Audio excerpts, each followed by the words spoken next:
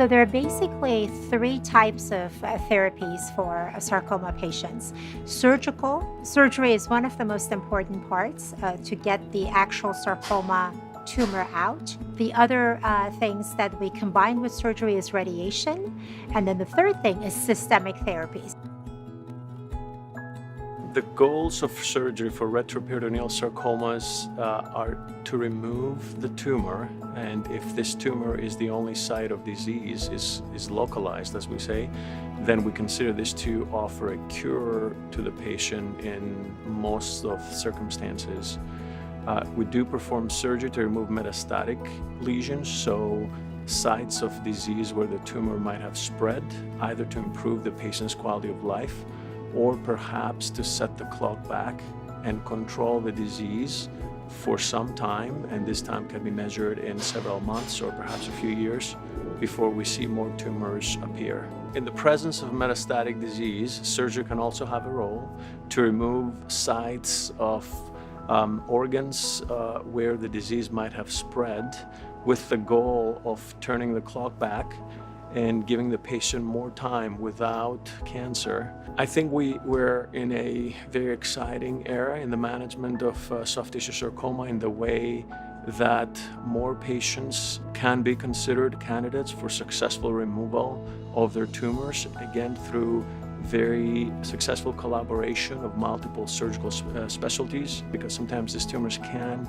involve major blood vessels in the abdomen or major bony structures, and the collaboration of general surgeons, surgical oncologists, orthopedic surgeons, and vascular surgeons is essential for a successful outcome. A resection of abdominal sarcomas can be a challenging surgical procedure. Actually, there's a lot of variability. This could be very straightforward removals of the tumor only. Sometimes the tumors can involve adjacent organs, such as the intestine, the kidney, the liver, the pancreas, major blood vessels or major bony structures. And this is when the procedure can be challenging.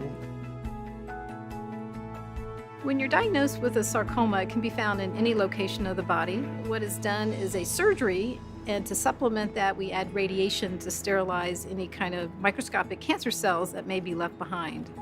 And so the radiation can be done before surgery to facilitate a surgical resection and get a nice cuff of normal tissue around the tumor, or it can be done after surgery to sterilize the operative bed. Radiation therapy is a commonly used tool for any type of cancer. It's commonly used for sarcoma. It's a very powerful X-ray. It doesn't hurt when it's being delivered.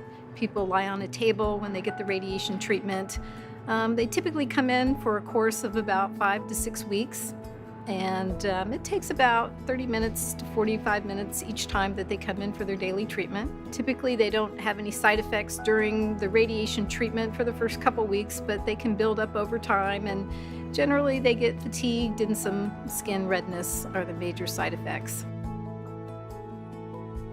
So systemic therapy means either a pill or you get an intravenous drug. So one of the treatment options is chemotherapy, where they kill the fast-growing cells. The other option is targeted therapy, is when you take these medications that target the receptors or the particular signature of the tumor cells.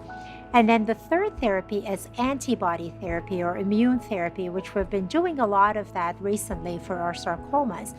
The immunotherapy is approved for melanomas and lung cancer, but not yet for sarcomas.